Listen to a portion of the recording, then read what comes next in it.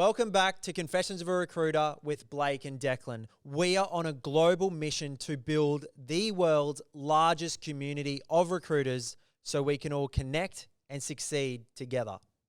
That's right. If you want to check out more of Confessions of a Recruiter, jump onto confessions.tv, subscribe to our bi-weekly newsletter, access merch, and if you want to chat to us directly, join our Discord at XR House with the links below. Now, we hope you enjoy this episode. All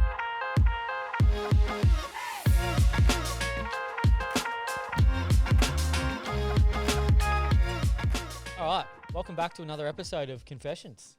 We're here joined by Lee Pollard from P&C Partners. Thank you for joining us for the second time, Lee. Oh, mate, my pleasure, and not a problem at all. Glad we made it happen. Bit of backstory on why I've just said the second time. So, unfortunately, last week we had Lee join us, and Declan accidentally bumped the record button, and we got 50 minutes through the podcast, and That's fucking bullshit. No, he won't admit it. But anyway, enough about Declan. Let's get back to Lee. Well, I had the thought that I was obviously doing a rubbish job at telling your stories, and then miraculously the recording stopped. You two have just drunk that much scotch. You just blamed the only sober person. No, mate. I think you did something. You were mucking around with the headsets. But anyway, that's all right. We diverse. We're better together, mate, so we'll just move on from that anyway. Yeah. So, Lee, let's have a chat about your experience because you have got a pretty interesting background. You've been in recruitment for a while. You've done a variety of perm, temp. You've worked at big agency. You now run your own boutique agency.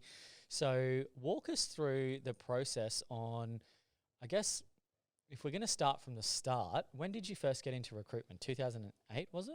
Got in 2010. 2010. Yeah, I was still selling cars up until that point in time. I got into selling cars around 2004 because, at the time I thought I wanted to be in sales. And what made you think of car sales as to be I want to be in sales? Well, I was working in a bottle shop at that time. I'd been in the in a liquor industry from about 16. I know that seems a bit early, but That's how you became such a whiskey connoisseur. Well, no, I'm not sure about that. That's just from drinking it a lot over the years. I'd say I'm far from a connoisseur.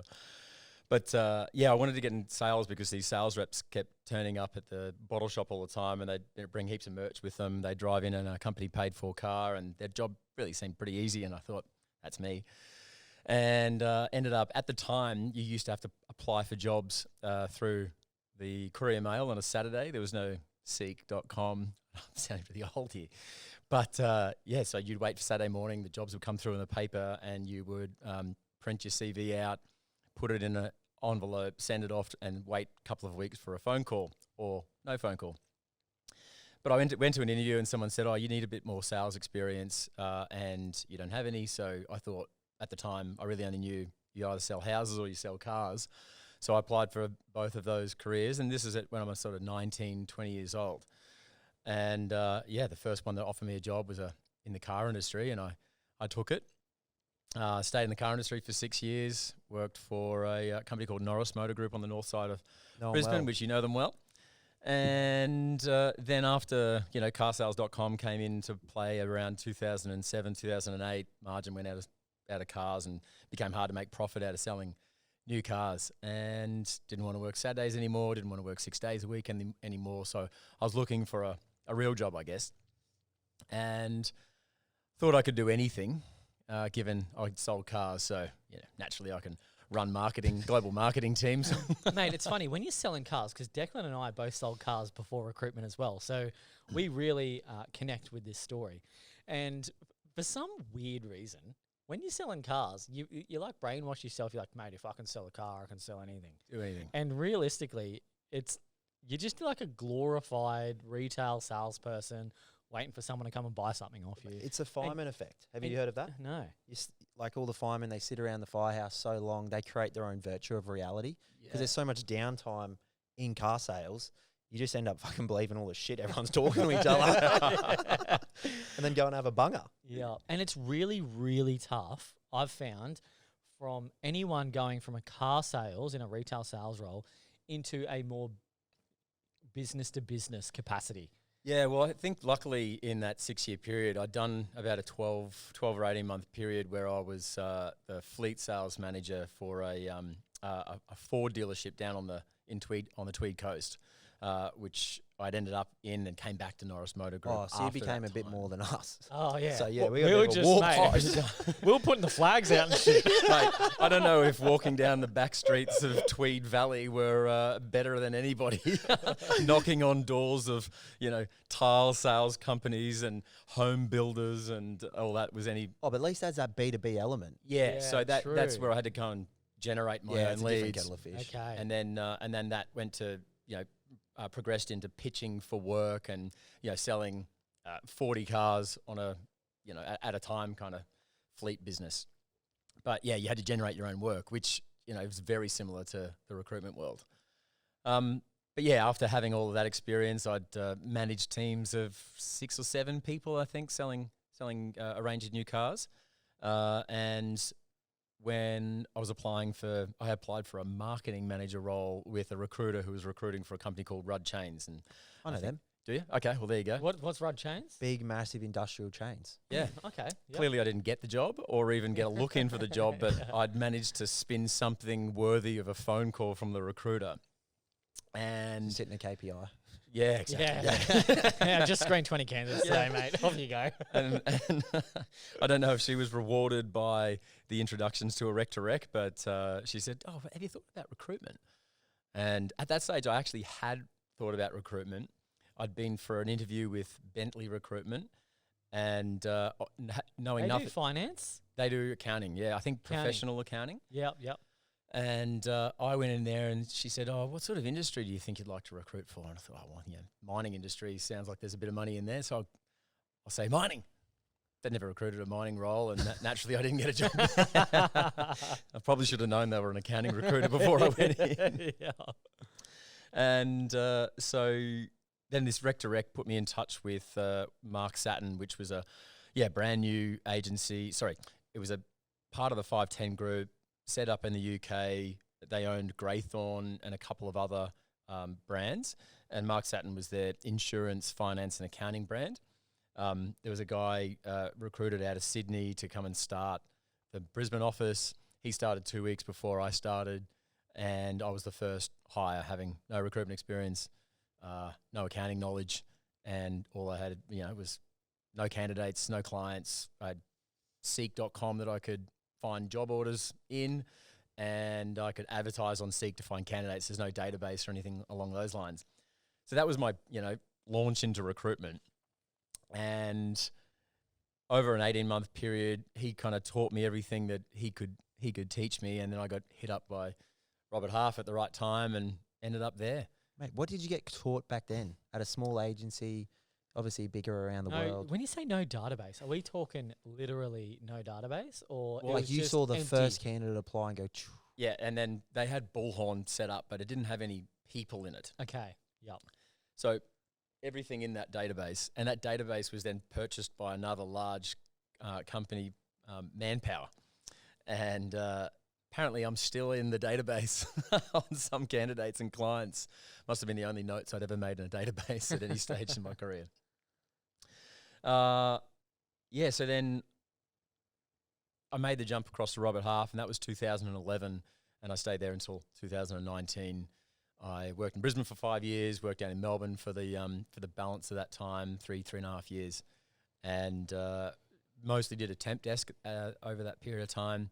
Ran one of the offices in Melbourne for Robert Half, and then wanted to come back to Brisbane, so started my own firm 2019. That's awesome. that's it. And that's it for the show. Yeah. That's it. Thanks for having me on again, guys. So there's a few things that I want to talk bit to about. peel there. back. Yeah. So the first thing is, what was it like going from an individual contributor as a recruiter, smashing it out, doing your billings, to like your first step into management or managing a team or looking after someone or having a direct report? Was there a big mental shift there? I guess my question specifically is, what was your mental shift going from an individual contributor to managing someone? And what was the financial shift between being a high-performing recruiter to then having to also recruit, maybe sacrifice some billings to train other people? Maybe you didn't, I'm not too sure. But is there any type of kind of story you can tell us around that shift between recruiter to manager? Yeah, sure. Well, so thankfully and luckily enough, when I started with Robert Half, I was put in a team with someone that was incredibly high performing, and she had just come back from maternity leave. Her name's Cherie. I think she's now out of the industry after many years in it.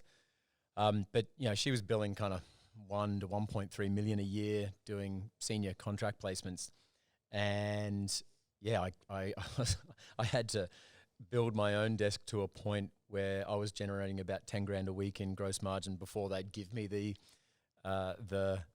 manager role. So that took a little bit of time for me to get up to that number. And when how long to get up to that number, I think I had hit and gone over that number before they said to me, you can be the manager if you hit this number. So I dropped down a little bit, and as you do in temp, up and down. Then they gave me that kind of milestone to meet. It probably took me about 6 months to get up from. That's quick, mate.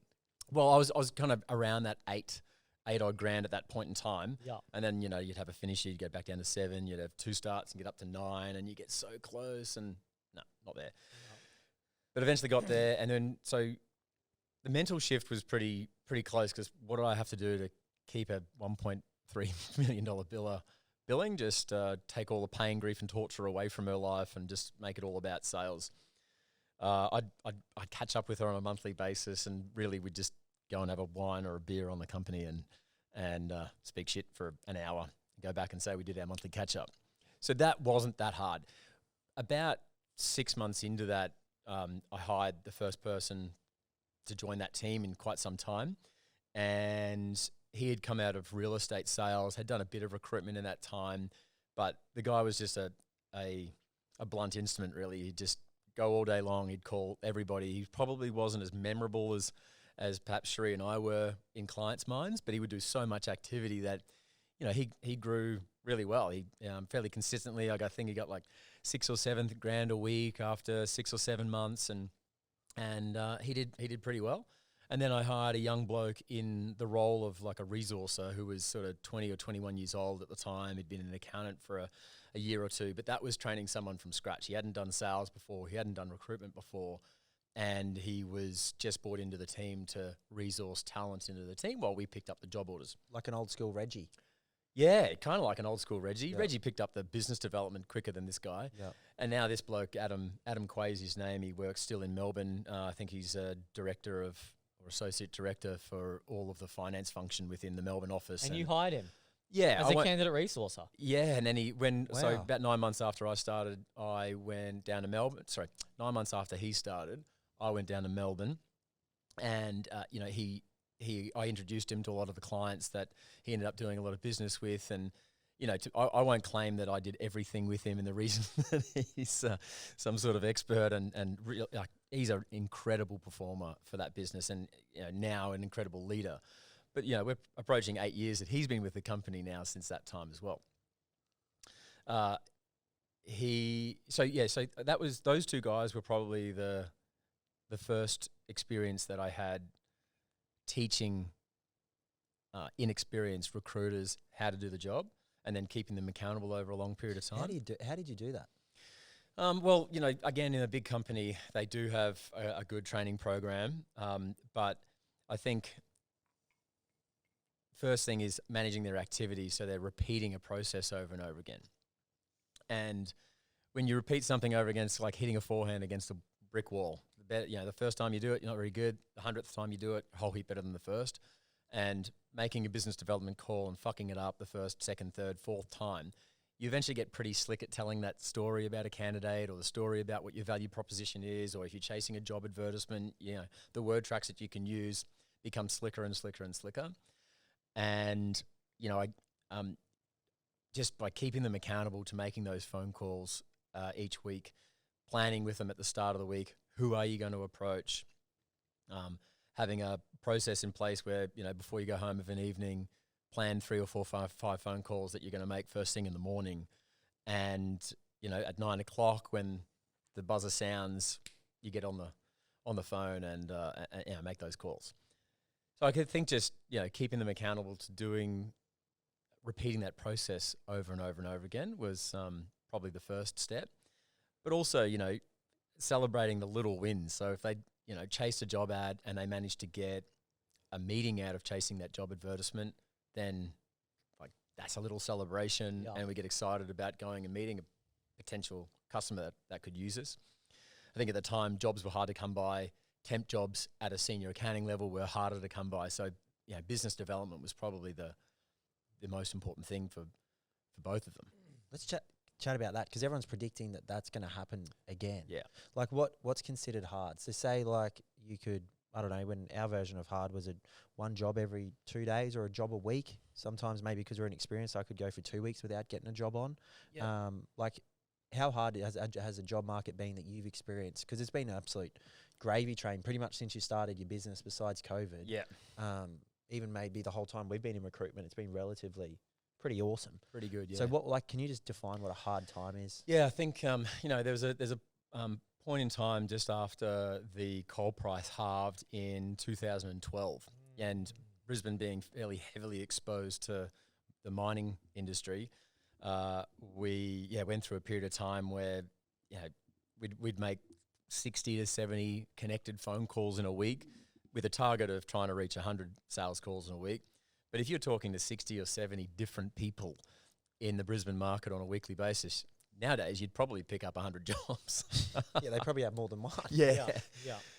Where, at the time, if I had one solid job order, one that there's a definite need, it's right within the heart of what we recruit, and it's definitely a temp role that I've met with the client and I'm engaged to send CVs. If I could pick up one of those a week, likely we'd close them. We had a pretty high closing rate because we had a candidate resourcer and we had 4 people all focused on working that qualified temp space. So 1 to maybe 2 jobs a week. What about successful cold calls to job orders? Yep. So I generally go off the rule of thumb, 20 to 25 BD calls will get you one relatively engaged job. Okay. What is that? So I think that's a pretty high number. Yeah. I guess in different industries it might be a little different. Yeah. I imagine sales is it sales recruitment you guys do, right? Yeah. I'm referring to literally just a list of names and numbers, and you're just calling, introducing yourself. Do you have a need for recruitment? We have candidates. Is there any need? No. Okay, cool. See you later. And after 25 calls, you might get one job order. Yeah. So I think that approach to business development is incredibly cold. What we learned over the time that after I first joined Robert Half and what they would talking up the big agencies, and there is some definite massive value in starting your career with a big agency. I think they'd focus on uncovering warmer leads. So a warmer lead would be a candidate telling you they just missed out on a job at a particular company because of A, B, C, D, and D reason. It might be that they just turned down a job at a different company, so you'd find out more about that, who was the hiring manager, and that would become part of the call list. So it's a much warmer lead, much more close to the dollar type. At least you actually know something's there. Yeah, exactly. And you can then lead with that information. It could be obviously chasing a Seek advertisement. That's nothing particularly proprietary. That's a pretty unique process. What, you can do that, can you? You can. Have you chased LinkedIn ads? No, I haven't. Career One ads? Yeah. Career Indeed ads? Man, I started that long ago. I was chasing the paper ad. Oh, shit. And then, the other way of, obviously, if someone comes and meets you or meets the permanent team and is going to leave their employer but hasn't resigned yet, that person, that hiring manager would be a lead. Not right now, but in the not too distant future, there'll be a vacancy in that team. So if you start marketing to that person before they have a need, you can build a relationship before they need you, and away you go. So the leads that we would... Holy shit. Hang on. That's key. So you're placing a candidate, and then you're like, I'm going to call that company and be like, hey, would you like some candidates? Yeah, so say for instance, I don't know, there's a financial accountant about to leave BHP and they report to John Smith, who's the financial accounting manager, but they haven't resigned yet. They're motivated to leave because they've spoken to us and probably other recruiters. They've probably applied to a couple of Seek advertisements, but they haven't resigned yet. We'd put a call into John Smith and say, hey, John, you after a financial accountant? A little bit more slicker than that. And he'd go, nah, full team at the moment. But then you go, oh, well, if you're coming. Fuck if you ever that's a really great idea. I've never thought of it like that. Yeah, if you come up against a vacancy or if anything changes in your team, you're working for a pretty large organisation and I've got a candidate that's immediately available who's got a background in the Big Four and he's done A, B, C, D and E and he could start with you next Monday if you needed someone like that. And nah, fuck off, I don't need you. But 2 weeks down the track, that person resigns because our perm team got them a job or another agency placed them or, a client. Then the need comes and he's got an email from us in his inbox and, God, who's that annoying prick that's rung me 3 times in the last week? Oh, that's him again. I'll ring him. And you'd pick up the odd role that way. But, again, it's about developing a business development list that's warm, that's close to the dollar that you'll get a better turnaround than 25 to 1. Wow, I'm Schooled, mate.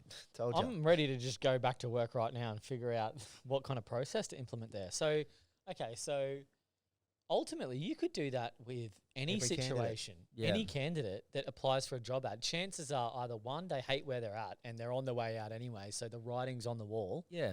Or 2, they're actively applying for a new job. They'll probably get placed within the next 4 to 6 weeks, so that actual company will probably need you. Mate, that's awesome. Yeah, I think, and then I can tell you about how to pick up closer to the dollar temp stuff, which I think I've spent a lot of time over the years trying to train people who have worked for me around building this out, and it's a very temp-centric type of process. But if you got temps working for either of your businesses? No, we just guillotine businesses. So it's say at some stage you've got say 40 temps working for you. You got a bunch of people just focused on placing temp people and you've got 40 temps working for you.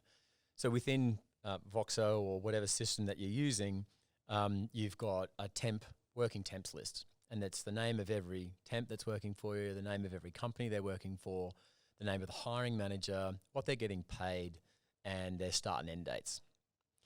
So if you're just in a temp market, then you're talking to just temporary resources all day long. You're talking to people who are in other companies that are on a temporary assignment through another agency. And you find out information from them like a start date, a potential end date, and what they're getting paid per hour.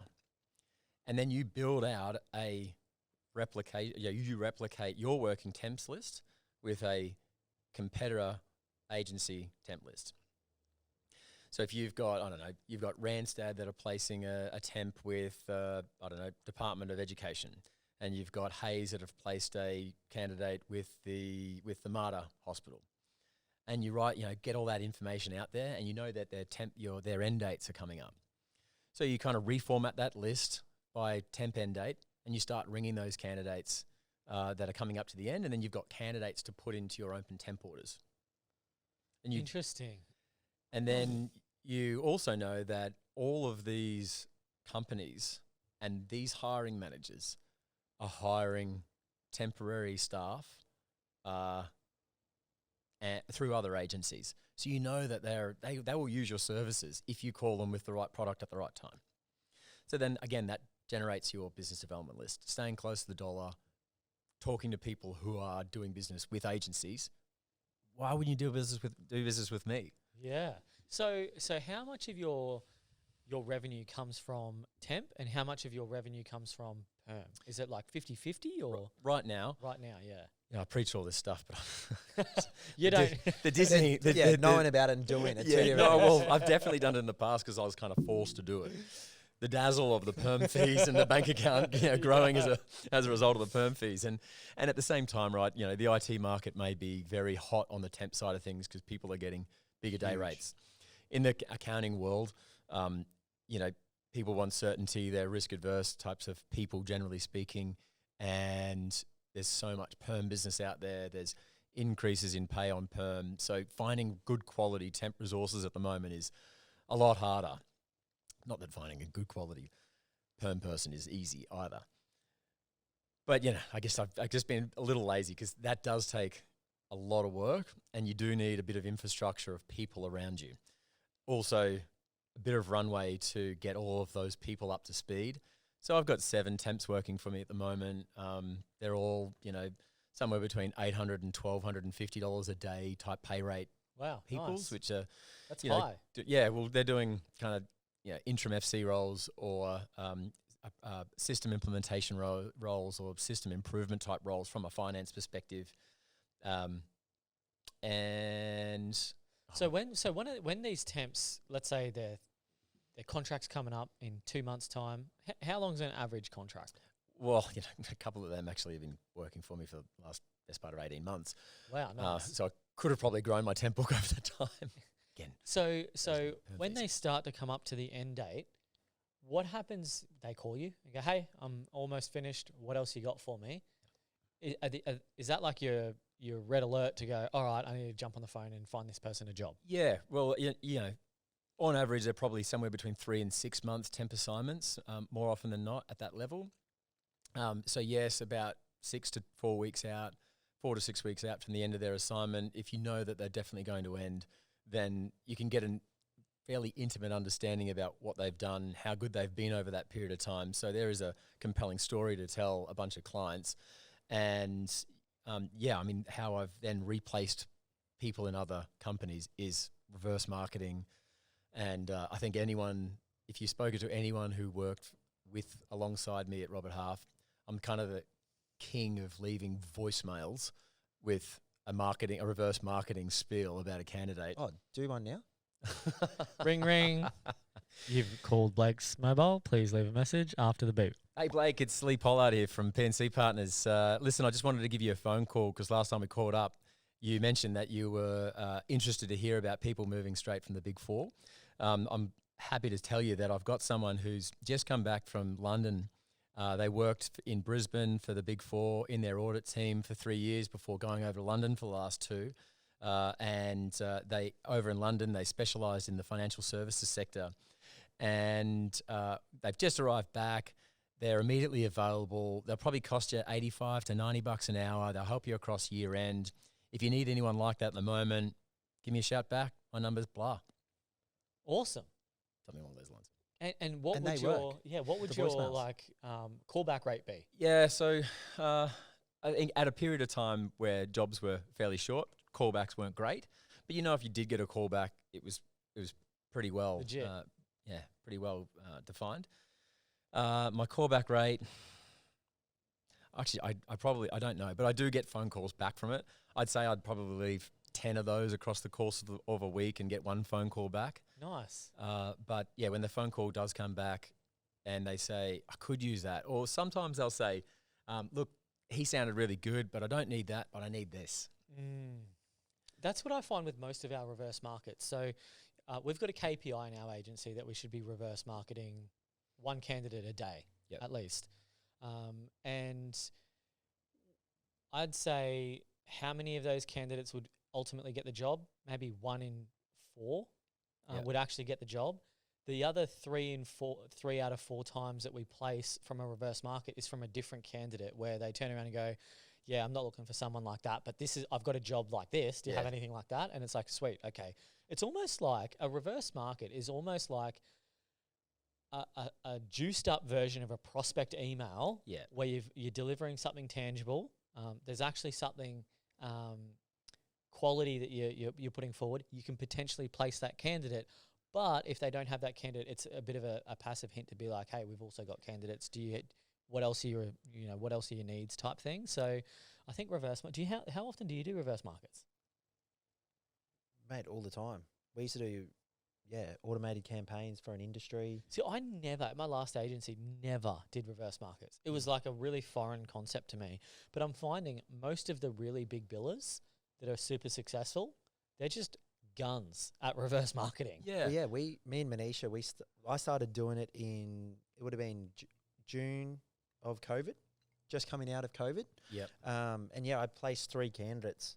I would find them, and then Manisha would send out the emails, And then, we did 3 deals and they came out of nowhere. It was literally like really quick. Yeah.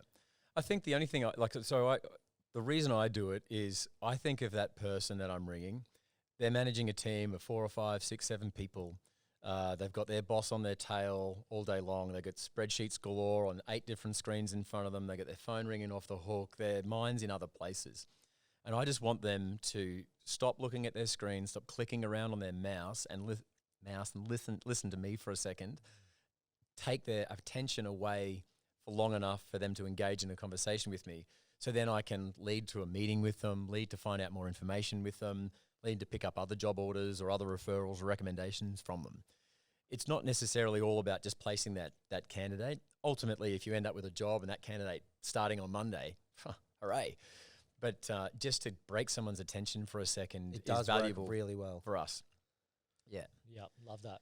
Hey, just wanted to jump in here. We got a confessions hotline, so give us a call, send us a text if you want to share any juicy stories or even just ask a question that's been on your mind, because we'd love to hear from you. The phone number is 0485 865 483. Enjoy the rest of the show. Okay, so Robert Half, you were there for a pretty long time. Yeah. What was the deciding factor for you to go, it's time for me to start my own thing? Yeah, so I'd worked alongside someone that I ended up starting P&C Partners with.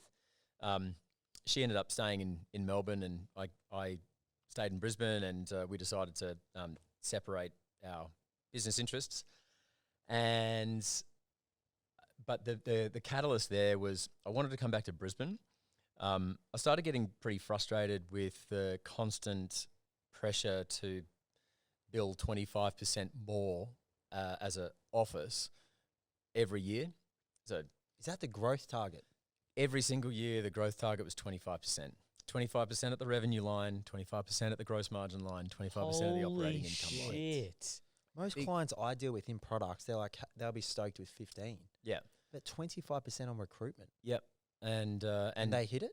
well, so the first year I went to Melbourne was sort of mid-30s, 36 or something % year on year. It's coming off a downturn. And I think we did a pretty good job as a team that year. The following year was early 20s, 22 or something %, but that was on the prior year, not on the base level year. And then the year that I left, that business was tracking around the 10 to 15% on the prior year. So we're still growing. We're still getting better than we did last year, but it wasn't at the same rate. And the year that we were 30%, 36% year over year, I was getting high fives, getting tapped on the ass. I was getting, woo, Lee, you're a fucking legend. And then the next year was like, yeah, you're all right. And then the following year, whilst we were still growing, kind of felt like a bit of a piece of shit, to be fair. And that started to get the wheels spinning, thinking, well, if I can do this with other people's money, I can go and do it on my own. And, went overseas for 6 weeks and got to kind of reflect on what I was coming back to. Wasn't particularly interested in coming back. There's a few other things that happened that got under my skin. And at the same time, I wanted my kids to go back to school up here in Brisbane. So, decided moved back to Brisbane, started 2020, worked out the best time to come back to Brisbane, which was unplanned with COVID and the like and the lockdowns in Melbourne. And yeah, that's kind of what started. Did you reach out to anyone that you knew had an agency, or like how did you start? Were you just like Googling things? Were you like, all right, what do I need to kind of get started? How did you go about educating yourself to setting up your agency? Yeah, I think one of my biggest downfalls as a person is I don't tend to ask for help much. I don't know what to put that down to. Probably an ego thing. I should know everything. To your point earlier, I should be the smartest person in the room. And learned recently it's okay to ask for help, which is why I think this is such a great forum, and what you guys are doing and the effort you put into doing this. There's a bow from me. Thanks, mate. But I had who was a client of mine up in Brisbane. I ended up placing him down in Melbourne. He moved down to Melbourne with a few people that he knew, so we got to hang out a little bit. And he's a really clever dude, chief operating officer level kind of guy, and an ex-tax director from one of the big 4 firms earlier in his career. So really clever dude. And I said to him, what do I need to do? I knew I had to set up a company somehow. and he put me in touch with somebody that helped me do that. And then I knew I needed some form of database, so I kind of did that. I started with Bullhorn, quickly, ousted that because I really didn't use it at all. Then it was really daunting, actually. I remember that first kind of 4 weeks picking up a job and then thinking, fuck, I don't have a Seek account. I've got really not that much budget to put a Seek advertisement up. I've got no candidate database. I've got no resourcer. I've got no other people working with me that can find these candidates. And how Were you scared? Was it a scary moment? It was a little confronting because all of these resources that I'd been so used to, I didn't have anymore. I had a phone, but then when I was with the big company, I didn't have all the numbers saved. They were in the database. I can access it on an app on my phone, so I didn't need them in my phone book. So I probably wasn't as prepared for it as I'd hoped to be. I didn't steal databases or anything. I had a couple of candidates and clients' numbers saved in my phone. I obviously had a really long list of LinkedIn contacts. So then, I just started using those contacts and instant messaging them on LinkedIn, and that's how I probably did my first few deals. But then, once the first few deals were done, at that time, I had 2 kids in daycare. I had a mortgage, 2 mortgages, and so I had fairly high costs and no income. So I wasn't about to go and spend 20 grand on a Seek account. I wasn't about to spend 7 grand on a LinkedIn recruiter account. And so that was really hard to be able to land in a environment all set up for you. I could definitely see the appeal in that, but navigating that was pretty difficult. Yeah. And so you mentioned before your first couple of deals. What was it like when you got your first deal slapped into your bank account? Yep. What was the size of the fee? It was $15,800. 15, and you know that off the top of your head. I love that. I thought that would have been one of the questions coming. Yeah. And so when you because it went up from about $125, the bank balance at that time. And setting the bank account up, right? Like I didn't know how to do that. I didn't know the order at which I needed that. I needed an ABN number, needed a company name, needed ACN. Yeah, totally. And so I remember the first invoice I got paid, and I looked at my bank account and I was like, holy shit, this is fucking great. I think my first invoice was like 10. I think I did a 10K flat to a temp agency. Yep. It was a random cold call off Seek. Didn't even realize what I was pitching for, but he had a temp labor hire recruitment agency turned out, and I placed a BDM with him. Still didn't even realize what I placed, to be honest. How good. But the first fee was a 10 grand plus GST, so it was $11,000 into the bank account, and I felt $1 million. Yep. What was that feeling like for you? You obviously remember the amount perfectly, but Yeah. did you celebrate? Did you do anything after your first fee? Oh, look, I think I spent the first 6 months thinking I was some kind of entrepreneur that was going to change the world, and spent more time on holidays and not really working particularly hard. Really? You did your first couple of placements. It was like, yeah. Mate, the Midas touch. So just fill the ego, pump the shoes right up. That second quarter, so the October to December quarter that year, I think billed just over $150,000, and that all kind of started to land in the account December, January of that year. But the point at which I remember being super proud was buying a pair of shoes leading into Christmas 2019 and thinking, I bought these pair of shoes with money that I generated out of thin air, essentially. Because of all the skills I've got, I did this. It wasn't working for a company. It wasn't receiving a salary. It wasn't because I've got a commission structure and I deserve this. I fucking earned it. And I bought a pair of shoes. Yeah, It seemed, I don't even remember. Probably a pair of Vans for $110 to replace the white ones I'd been out with on the weekend and they'd been scuffed to death. But regardless of the money that I spent doing that, it was something that I remember feeling really, really proud about. It's a weird one, but. Yeah, that's awesome. I think that's an underrated mental journey that you go through when you're earning your own money. It's all your own blood, sweat and tears. No one can take it away from you, and it's 100% yours. I think that's a really underrated oversight that I think possibly a lot of recruiters might not realize when doing it for yourself. There's more than just I feel I changed my position title and I got a bit of extra cash. There's more spiritual things that happen where you get super proud of yourself and you're doing this for a bigger reason and all this kind of stuff. So that's really interesting. So you've got your first couple of invoices. My next follow-up question now, which might not even be a great follow-up question to ask, was what was the difference between, because you just told us that you went on basically holidays for the first 6 months. My question was going to be, what did you bill in your final year in agency recruitment, and then what did you bill in your first year working for yourself? Because generally there's a bit of you take a hit, right? Yeah.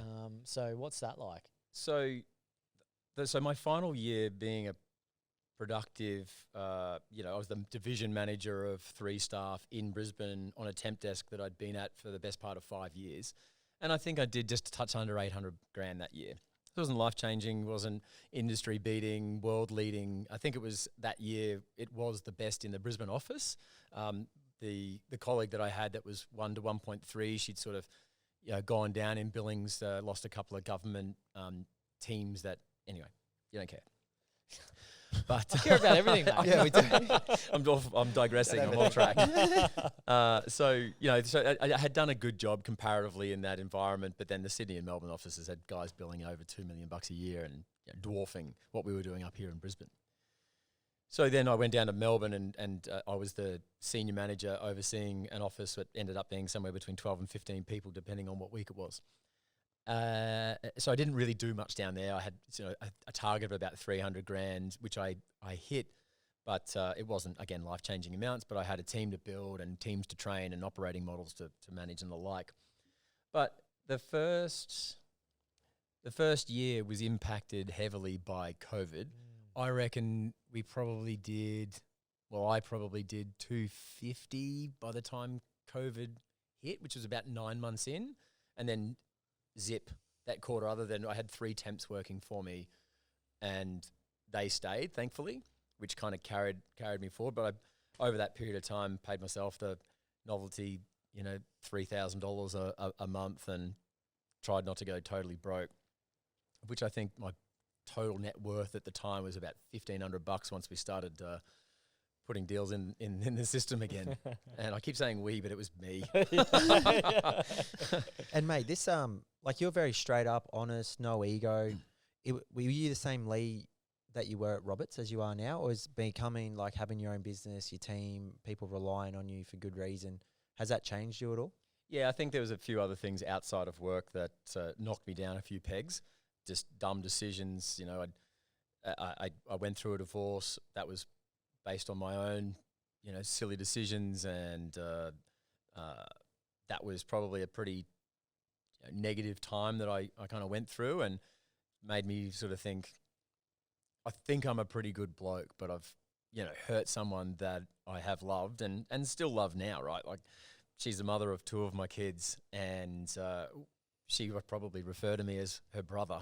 More like it's weird when the kids call us mum and dad and we're in the same setting. That's strange. It sounds like a whole other story. But yeah, it kind of is. It's a unique set of circumstances. But like even today, I'm texting her fiance and they've got a kid together, and I'm just about to have another child with my partner, and my ex-wife and Neek, my partner, they text each other, organise things. Veronica, my ex-wife, rings me and says, "Hey, have you got anything for Neek for Mother's Day yet?" And I've got this for Mate, that's really fucking That's healthy. awesome. So I'm in a blended family, and that's really healthy. Yeah, blended. Yeah.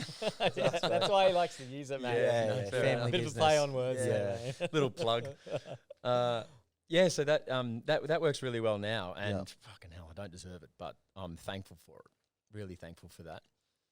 So yeah, I kind of went through that and a bit of reflection on behaviour and I, my ego was through the roof. People used to joke that I'd walk through reception and I'd tap my fingers on the desk as if to I don't know, announce that I was Easy. walking through the office. It wasn't done. Mate, are we going to get some skeletons out of some people's closets? Like, oh, the fucking that Lee guy was on the podcast. Absolutely. Let's hear what he's got to say. Go and dig, and I'm sure there's tons of dirt that you could uncover on my If there's behaviour anyone over years. listening, please send us a few DMs about what Lee was like. I'd love to hear it.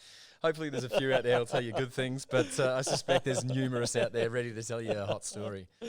But I think, I still get, I'm still proud of things I achieve. I still beat my chest over certain things. I work hard. I put a lot of effort and a lot of energy, and I do feel more now that I'm pretty selfless with my time. I'm selfless with whatever information I can share with people. You know, how Reggie and I came to know each other was him asking me if he could have a coffee with me, and then a few months later he's got a job with me. Didn't pay him a whole heap of money on the first few months, but he goes all right these days. And, so I think now the ego's definitely been squashed a little bit. I feel a lot more humble now than I have been in the past. I know it probably doesn't sound like that as I'm just pumping myself saying I'm all selfless, but I do genuinely believe that. And I think differently about clients these days than I probably used to. It was all about making a placement. It was all about putting a margin on the board. It was all about being better than I was last quarter, better than the bloke down in Sydney, better than... Why is that the culture? Oh, I think competitively, right? I've been in sales since I was 20 years old. It's fast approaching 20 years that I've been selling something. And you just always compare to the people around you. There's a leader, there's a scoreboard, there's a leaderboard, everything leads to a competitive type environment. And if you grew up competing with people, whether it be from a sports point of view or an academics point of view, or you're that, intrinsically competitive person, then naturally you're trying to be better than the bloke down the road. So it became less about doing the right thing, and not that I did the wrong thing by clients, but I definitely overlooked blatantly obvious, objections that I probably just should have accepted, as opposed to, talking people into doing something and then that something being a shit outcome. Candidate leaves after a day because he didn't turn up on time and he was a slob, or whatever the story goes. So now it's very much about making sure that the placement's right, that everyone knows what they're getting themselves into before they start. All of the warts are out on display about the company and the culture within it, and anything difficult about that role is there.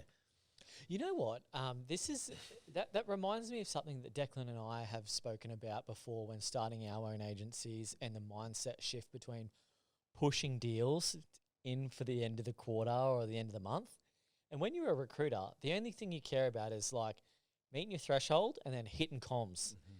And so you might have a deal at like final stage interviews, and you're bringing the fire to get that deal in.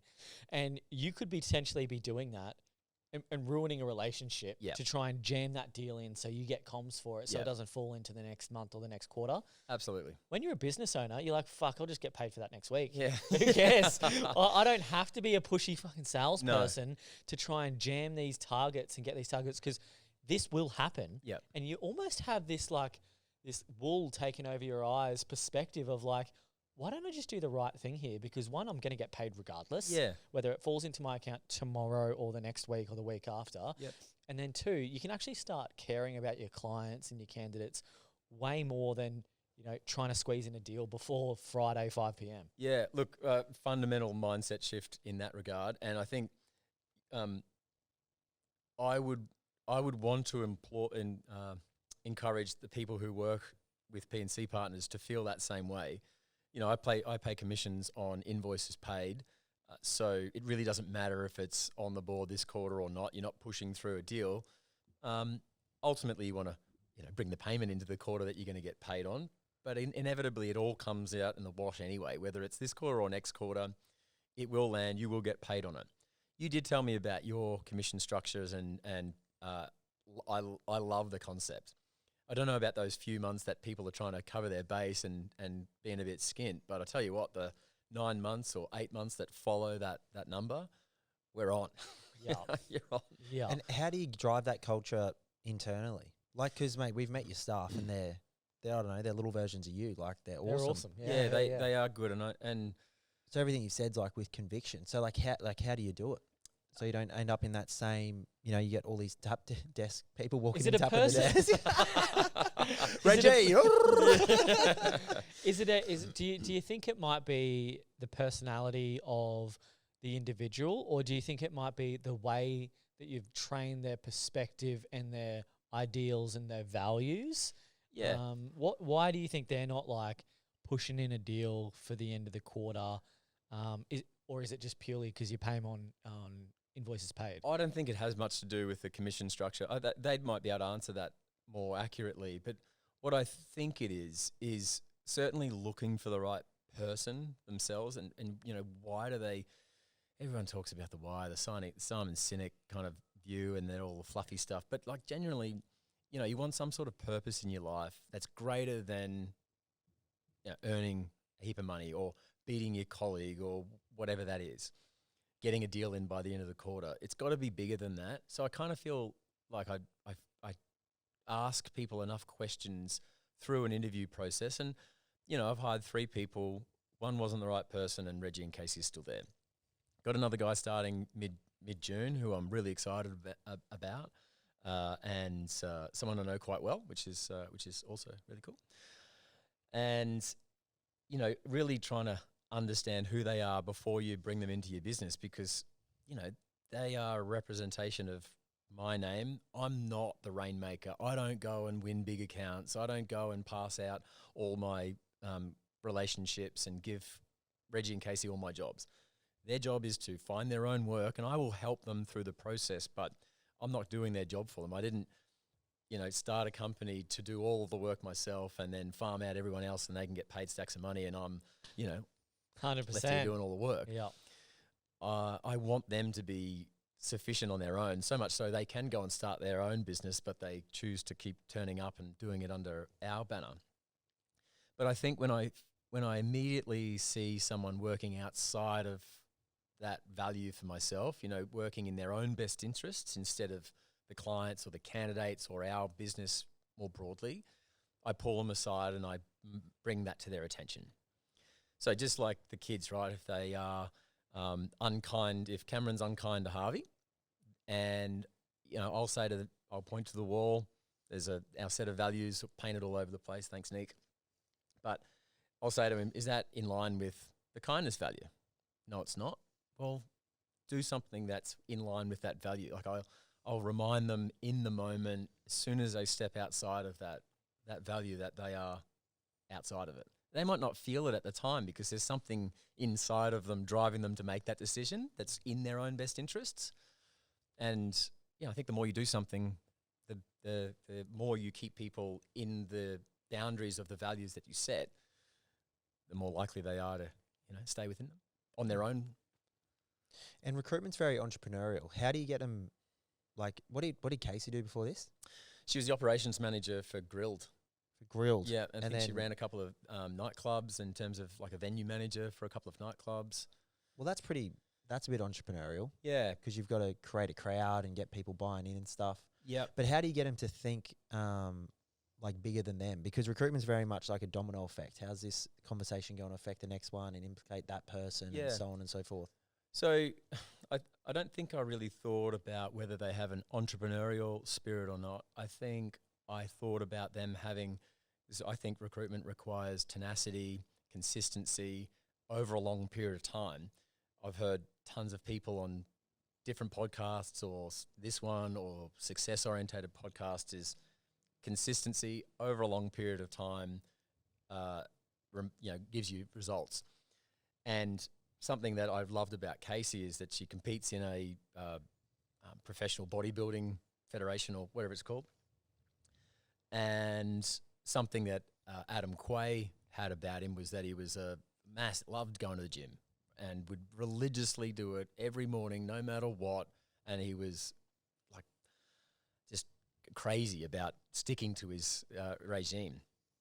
And with bodybuilding, you've got to be incredibly strong in your willpower over a consistent period of time to get on stage and be proud of that result. So there's a mental game. There's tons of people I've worked with have been incredible at triathlon and Ironman and individual sporting or athletic events that require you to be, you're not getting motivated by a team around you. You're getting motivated by something inside of you. So that's what I thought that's one of the things I, put a peg in the sand around.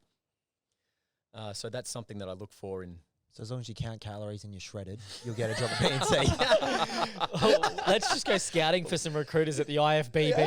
Mate, if you can sift through the crazy ones, I suspect there's a couple of them. Yeah. Respectively. A lot bigger than me. Oh, that's so good. Have you been into sport and stuff yourself? Look, I've done a couple of long swims. I've done triathlon, not particularly competitively. I used to race BMXs and race downhill mountain bikes, and I used to play tennis. But yeah, anything that I've enjoyed playing, not at a high level, not at a life-changing level, but reasonably competitively to a point where you have to train to compete. So yes, it is the point. But I've never been good at team sports. I think I work all right in a team. I don't know if I chose that, but yes. Well, maybe I don't. Oh, that's so good. Yeah, but I think I've always been competitive, and I've always been relatively self-motivated. And recruitment's your longest career out of, working a bottle-o, selling cars. Yeah, well, the bottle shop was a few years. What's so attractive about recruitment? Because a big thing that we want to drive, and I think a lot of, like the RCSA are looking at it, Greg Savage is looking at it, how the recruitment industry can be an industry where people don't want to just sell cars. They don't want to be in real estate. They want to actually be a recruiter. Yeah, well, yeah, exactly. It's getting people to know that this is a career that you can get into early in your life. There's a platform to learn and develop a career within. But people had never even heard of recruitment. No, I went to my second interview still not even understanding the job. Yeah. Reggie, I'm pretty sure, doesn't know what it is now. But I know he accepted a job with me, not knowing what the fuck we do on a daily basis. Yeah. Which is kind of cool. But yeah, it's what I've loved about it, and what I've loved about sales is the ability to influence people based on the information that they give you. I've loved the sales process over a period of time, sort of earning people's trust, legitimately earning their trust, not just, manipulating them into trusting you early stages, but asking a lot of questions, getting to know and understand people. Nowadays, I probably get more frustrated with people than I do like them, but I think it's just what maybe recruitment delivers. But if you can cut through that and you do build really good relationships with really great people to a point where they trust you once and they continue to trust you over years, that's been really fulfilling. Obviously it's a financially rewarding career to be in, and it's got really low barriers to entry. You don't really need to know much before you get into it. Clearly, you didn't even know what it was when you accepted the job, and still, still 13 years into it, I still hear an acronym that I don't understand. I still hear a business structure that I don't understand. I still hear how companies generate income, and I still can't work out how that started. And that's what I find really interesting. I do enjoy also now training people and watching them use concepts that you taught them and get success out of that. I like watching the waves that people ride, when they're just about to jump out the window because two people pulled out of a job offer and accepted a counter offer and didn't turn up for an interview and shat the bed in the interview. And, not that I enjoy that part, but I do enjoy watching people turn up the next day and forget everything like that happened and then tell a retainer. Like yesterday, 2 candidates didn't show up for interview and one turned down a job offer and accepted a counter offer. And today, Casey sold a retainer to a client that she couldn't even find the company name for. So it's a really great story. 2.5 hour job brief, which is a long one, but it was worth it at the end of the day. That's awesome. Yeah, no, I think that's, yeah. You're right. Yeah. Get falling I think asleep, mate. that's. Are you falling asleep? No, mate, I'm not. Is the falling recording asleep. going to stop again? No. Well, I'm just hoping. I've actually been looking at you, mate, making sure you don't do any unnecessary flinches over towards the deck thing here. But I've been checking it, making sure red means Recording. recording. Yep. Recording, Definitely turned yeah. from green to red when I pushed it earlier. Yeah. Mate, are Okay. you a big coffee fanatic? I am a big coffee fanatic. In Are we? fact. Because Yeah. all we ever talk. That's my segue. Oh, I like Beautiful. it. Okay, here Um, we go. Yeah, because all we ever talk about is Scotch. Yes. But mate, where do you get? Are you a beans man? Are you like are you Instant just coffee instant man. coffee Yeah, man? Nescafe 43. Podmaster in the Yeah, old P&C office. I do have a pod machine of which just saves me the trip and the procrastination of going downstairs and back up. But I do enjoy a good coffee. Living in Melbourne for a little while and living in a city, Melbourne. You kinda feel like made- you're hard done by back up here. Well, actually, I don't. We've got a great range of coffee up here. I think Brisbane does all right. I've got a bit of a debate to settle. Mm-hmm. So James from Hallistoft, I said, mate, I've come across these instant coffees. They're really good. And I said, mate, do you want to have some? I want to get some. And he's like, nah, mate, fuck that. And I said, why? He goes, I love the experience of going to a coffee shop. I love the walk, the meeting the person. And I said, I don't care about that. I just want the performance. So, So yeah, where do we've you- done this collaboration with a really good local Brisbane coffee company called Before You Speak. So hence the shirts. Yeah, right. They're the gold standard of coffee. I can't I believe can see we're that. doing the promo at the 60th minute of the Well, podcast. mate, it didn't happen. It's Yeah. our first promo. So if you're still, if a few people are still listening, we might be a bit rusty. We probably haven't done it at the right area, but Oh, look, I think this is when people are doing all the listening, aren't they? An hour in. but before you speak, we can even hook you up. But yeah, before you speak, we've got the OG. That's our favourite. So it's infused with turmeric, MCT oil, and ginseng. So if you head to beforeyouspeak.com.au, yeah. So the thing with Before You Speak is I've actually bought this before. It's actually in my office, and I bought this at a protein supplement store. Right. And what it is, it's like coffee mixed with like vitamins and extracts and all these performance enhancing things. Taking the Now- rise and the crash out of coffee. it's No it's idea. really palatable. So I think the MCT oil activates the caffeine, but makes you not get the jitters and stuff. Okay, It's really nice. I'll give you a couple before you go. please. But yeah, beforeyouspeak.com. All right, and so if you buy Before You Speak coffee, use our discount code hashtag Not X hashtag. Recruiter. It's not hashtag. It's just Oh. X Recruiter. X Recruiter. I don't think you get a discount either, but just use X Recruiter, and that's I'm it. sure you might get a little something. But yeah, Are we going to do a discount? Do they give us a discount on this? just use the code. You'll work out at the time. It'll become clear at the cart. It'll Yeah. come clear, but it's worth it. Vitality, longevity, and clarity. Clearly, we have not had ours this afternoon. It's late. There you go. But so, this scotch is really good. mate, you're flip flopping all over the place. We haven't finished our Okay, yeah. our promo. Finish it. chat, Oh, you're still all right? going. Angling for a sponsorship from the Scotch. Anyway, so you've got instant coffee with performance guarantee, and you've also got mugs, and you've got what's this? What's this one over here? It's a Collagen coffee. That's a takeaway cup. If you feel like you really recruitment's wearing you down, then get on the collagen coffee. Can Okay. spruce you up a bit. Yep. Yep. Help you cut down on the Botox bills. Anyone out there? Have your cup of confessions today. Oh, I love That's it. Before you speak, take your shot. All So right, sweet. There we go. That was There we go, probably that's the all. smoothest promo ad we've ever done. One of the best segues. it's not even an ad. It's just an honest conviction knowing this is a good product that all recruiters should be drinking. Yeah. This is unconfirmed, but I've heard from past recruiters. This is unconfirmed, but I haven't spoken to anyone. But No, I've heard. it could potentially improve your billings by 15%. Really? Not 35% or whatever. No, not Roberts 25% did. year on year. Yeah. Just 15. Just well, 15. if you've got a 35% growth target, you're going to have to take 3 cups a day. A 'cause day. It'll get you to your 12%. But you just have to have an extra cup. Gets you an extra 12%. Yeah, but it does get those 300k billers to 400k billers. Beauty. Yeah. Gotta love that. Then they can join X Recruiter. Before we kind of wrap things up, I want to understand what your future looks like. Like, what's your plans with P&C?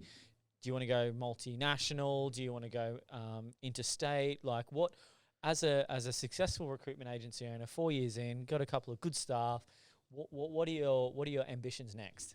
Yeah, look, I think it's a good question because I have put a lot of thought into that over the last maybe 6 or 8 months or so. And the first step, of course, is getting to a point where I've got a good infrastructure of permanent and temporary, recruiters. At the moment, Reggie, myself, this guy starting in June, will build out that permanent function pretty well, just to do qualified accounting professionals. At that point in time, I might start working a little harder and try to build out that temp book of business to a point where I can get sort of 10 or 12 high value contractors working for the business. Then look for someone to slip in and take over that temp desk. I would give them all of the income from those 10 or 12 odd temps working for me. That way they're kind of leaving a high-performing temp desk and they don't have to go down the bottom of the pole, spend the next 12 months building up. They can just slip straight into that. That person and I can continue to build onto that and build a temporary team like I've had in the past with the big company. But on that journey, and that's probably a 12 or 18 month journey realistically, once we're a few months into having 3 solid perm billers and I can pull my finger out and get there. But in that kind of 18-month period of time, I'd like to find somebody that is working in a large agency, Hayes or whatever's, that does IT or marketing or HR or junior accounting even, and then have start a new company 50-50 with that person under the P&C brand. So the P&C brand would then have a 50-50 shareholding with that person. So that person gets a 50% shareholding of their own company. They're guaranteed to earn an income equivalent to what they've probably been used to for the first 12 months, funded out of the P&C bank account for that period of time. But they don't need to buy into that. What they need to bring, though, is their relationships and then their charge of building up their own agencies. So sweat equity. Awesome. Yeah. Cool. And then do that with all of the different functions. Yeah. As many as we can bolt on, and then have a full suite of services that we can Really, offer. you're going for it. Well, by that stage, yeah, that's what I'd like to do. Is that's the goal. Hell yeah, brother. Yeah, That's awesome. Yeah. That'd be really cool. Little baby bites. A bit of a plan in place around what milestones I got to hit over that time, and market dependent. I don't even know if it's market dependent because I've worked in all of those ups and downs. Just fucking and keep going. Just Sunday comes, Christmas comes, just keep going. Yeah. Never give up. Yeah. And do you have any mentors or resources or people you look to that you're like, shit, I'm in this situation, I've never been here before, I'm going to call someone? Yeah.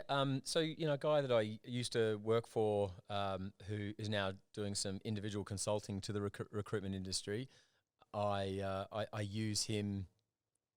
As I pay him to give me a bit of a checkup from the neck up every quarter, and I've used him to give a bit more rigor to training the team members, Reggie and Casey, and help keep me a bit more accountable to the things that I say I'm going to do.